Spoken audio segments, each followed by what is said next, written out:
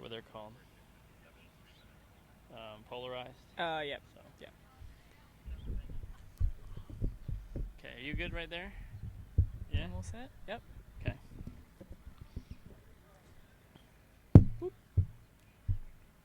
I'm gonna do it. Can you just do it? I'm gonna do a What? test. Okay. Go ahead. Testing. Julie, 1, 2. if you're out there, can you just comment and just make sure you can hear us? Okay. Are we all right? All good. Mm-hmm.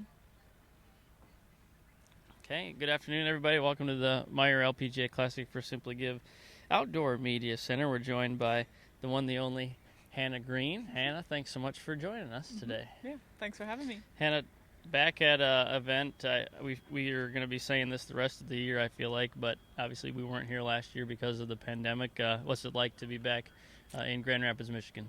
Yeah, it's really nice. The weather is great. It was a little chilly this morning, but coming from San Francisco, it didn't really feel too bad. But yeah, looking forward to a really good week. Golf course has changed since we were last here, so it's going to be quite interesting to see what the scoring is like. How has it changed from your vantage point, and is it more challenging? Yeah, there's definitely some bunkers that are going to be in play, and they're quite penalising. You might actually have to just hit a wedge out versus being able to hit onto the green. So I think I've got to be careful with run-outs this week. But yeah, it'll look good. Obviously, the greens are really nice. I'm hoping they quicken up a little bit because I feel like San Francisco was really quick. So everyone's probably not quite used to that. But they're rolling really nice, so that always helps. But yeah, I don't really know what the scoring will be like because it's been so low. Obviously, Brooke and Sue and everyone else went really low in 2019, so hopefully it's like that again this year. I don't know how many media know this, but you're playing this week, next week, then you're going back to Australia until the Olympic Games in August. Yeah. Sue was saying earlier that she said, if you're watching this, don't leave me. So she's heartbroken. We're all heartbroken. But just take us through. Obviously, Sue mentioned some of the restrictions that are still in Australia, and I'm sure you haven't seen family in a long time. Take us through the decision to head home, get some rest, get some practice in, and just enjoy being back in Australia. Yeah, obviously Australia's doing really well with COVID, so it's great. When I do go back to Australia, it's pretty much a normal life. Don't have to worry about wearing masks or really social distancing because we don't even have any COVID. But for that reason, we have to do 2 weeks in a hotel quarantine. So that's why I've decided to take 5 events off. Unfortunately, I won't be playing Evian, but it is a tough decision. I don't think I would cope very well if I decided to stay out here till CME in November. I have been on the road since March, which is still a long time. So yeah, I'm super excited to get back to Australia. See my family, see my coaches, and yeah, return for Olympics. I think that'll be a pretty cool way to start the back half of my season. After Olympics, we've obviously got British Open and stuff like that, so it's going to be a very hectic restart, but yeah, I think I'll be nice and recharged being at home and sleeping in my own bed. Yeah, absolutely. If you have any questions, just comment in the chat. I see Beth Ann commented. We'll go to Beth Ann first, and then Kent. If you have it, just comment, and I'll call on you. But we'll go with Beth Ann first. Hey Hannah, Hello. when you're not playing in a tournament, I probably should know this, but where do you hang out in America? So I actually go to Orlando, Florida. Golf Australia have a house that they rent there. That's pretty much for people like me that don't have a place or don't want to rent a place and barely be there. So there's actually a couple from Australia that live there full time with their 3-year-old daughter. So it's really nice atmosphere. There's about 7 beds, so you're never really stuck for a place. But yeah, it's the closest place for me that feels like home. There's a couple of Corn Ferry players from Australia that also live there, so there's a bunch of Aussies, so it's really good and come in really handy because of COVID-19. I guess so. Yeah. When you took a break, a long break at the start of the year, you came back having made some significant changes, added some length. What do you think you'll focus on in this next long break? I think we're obviously still trying to chase towards the same goals. I know that when I haven't seen my coach in a long time, I go back into my tendencies, and that kind of restricts me on how hard I can hit the ball. So I want to make sure that, obviously I'm fit and healthy for the rest of my career, so that's always our number one goal. But I think it'll be nice to actually have the 2 weeks in the hotel to completely relax, and then be able to go back into training like I was in the off season, and pick up that speed again. Do you have things you'll know you'll do in the hotel for 2 weeks? So I'm actually doing my hotel quarantine in Sydney. Last time I did mine in Perth, which is where I live, so I was able to have family and friends drop me things. So I might be a little bit more limited. So I'm thinking I might have to bring a few puzzles myself. But I'll just be, watching Netflix, watching films, watching, TV series to kill my time. But hopefully it's not as painful as last time, because that was hard. Thank you. Yeah. Kent, if you can unmute, you're up. Hannah, what point in the year did you realize you were going to take this break? So I guess my decision only really was made 5 weeks ago. I wasn't really sure whether I should return to Australia after British Open, but then with possibly Asia not happening, I just wanted to make sure that I didn't have too long a break in the off season, or like during the season, I should say. Obviously I hate missing Evian. Obviously it's a great major championship and they have bumped up the purse, so it is quite a big sting to not be playing, but I have to do, what's best for me, and I just hope that, next year I don't have to worry about, missing so many events in order to go home and, recharge. Who did you talk with to make this decision?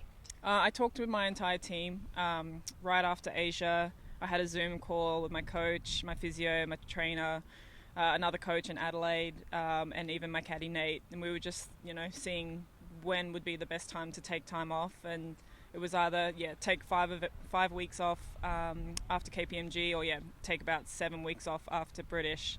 And I feel like I'm ready to go home. Obviously really excited for this week and next week, but it's slowly taking its toll on me mentally. I am starting to get a bit homesick, so I'm very excited that 3.5 weeks time I'll be in my own bed.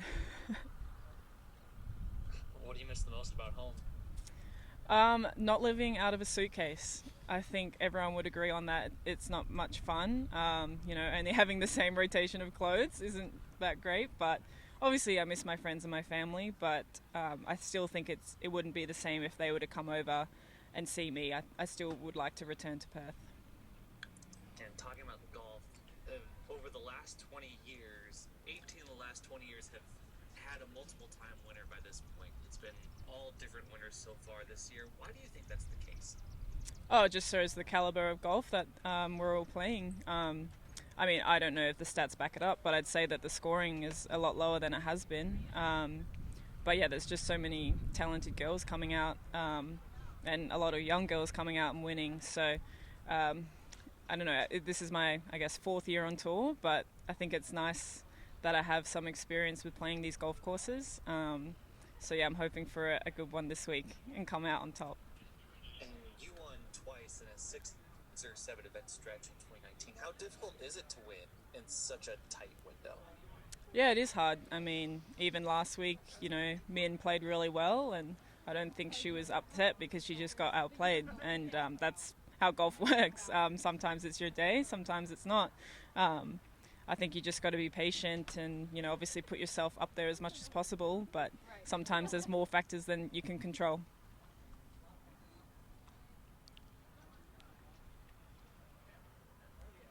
Thanks, Kent. Beth Ann, back to you. Yeah, two more if I could real quick. Knowing Yuka as you do, what do you think yesterday with Rory meant to her? Yeah, that's so awesome. Seeing that just goes to show how good a person Rory is. And even to see Phil react the way he did with seeing Yuka with her trophy. I think we need a little bit more of that, a relationship with PGA Tour players. We're both on the same exact level, so I don't see why there, wouldn't be that type of interaction. But I'm sure she didn't really get much sleep the night before going there. She probably was more nervous to meet Rory than she was making that putt to win. Good on her for going there. And then just real quickly, after you won a major title yourself, what do you remember about coming down off the cloud and regrouping? Yeah, it took a long time to come from the cloud, like off from the cloud. I guess I was lucky that I got on a plane straight away to go back to Australia and had all my loved ones to celebrate with. But I guess the attention definitely was on me, and I'd never experienced that. So it was quite hard to get off the cloud. But as soon as I came back out on tour, I guess it was just more motivating to put myself in that position. So it kind of helped me through the stretch. I returned for Evian and had a good result again. So, yeah, it is hard to come off, but I guess you have to do it, and you got to move on and try and win again. Thank you. Yeah, no worries. Thank you, Beth Ann. I'll wrap it up here with this, Hannah. Looking ahead to, like you said, 3.5 weeks and being in your own bed. How do you stay as present as possible between the Meijer LPGA Classic for Simply Give and then next week an event that means a lot to you, obviously, on the calendar? How do you make sure those events are at the forefront of your mind before getting back home? Yeah, I wanted to book my flight a lot later just so I wasn't counting down the days till flying, but I hadn't bought the last seat on the plane, so it was kind of hard for me to not book it. But yeah, you're right. It is pretty easy to get caught up and get excited at going home and forget why I'm, playing these next two events. So this week I, haven't done as much prep as I probably would, just because I was quite tired from the last few weeks. So I've kind of taken a little bit easier.